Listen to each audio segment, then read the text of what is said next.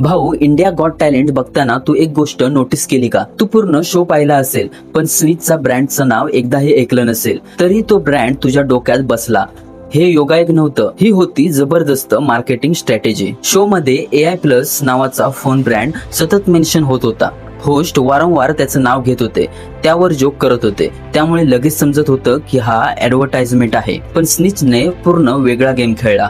संपूर्ण एपिसोड मध्ये दोन्ही होस्ट समय आणि बलराज स्निचचे कपडे घालून होते, पण एकदाही ब्रँडचं नाव घेतलं नाही. आणि इथेच खरी सायकोलॉजी आहे. जेव्हा आपल्याला समजतं की ऍडव्हर्टाइजमेंट आहे, तेव्हा आपला मेंदू लगेच गाढ होतो.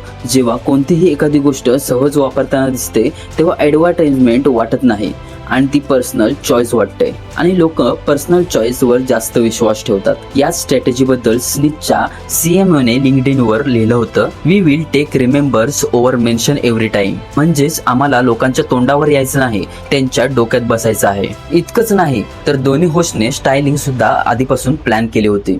एकाने व्हाईट आउटपुट घातला होता आणि दुसऱ्याने ब्लॅक आउटपुट, जेणेकरून ब्रँड जास्त नोटीस होईल.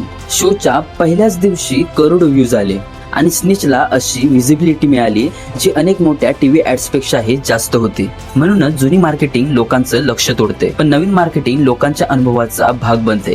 कारण लोकांना इंटरप्शन आवडत नाही, पण इंटिग्रेशन ते सहज स्वीकारतात. अशाच भन्नाट सायकोलॉजी आणि मार्केटिंग फॅक्टसाठी फॉलो करायला विसरू नका.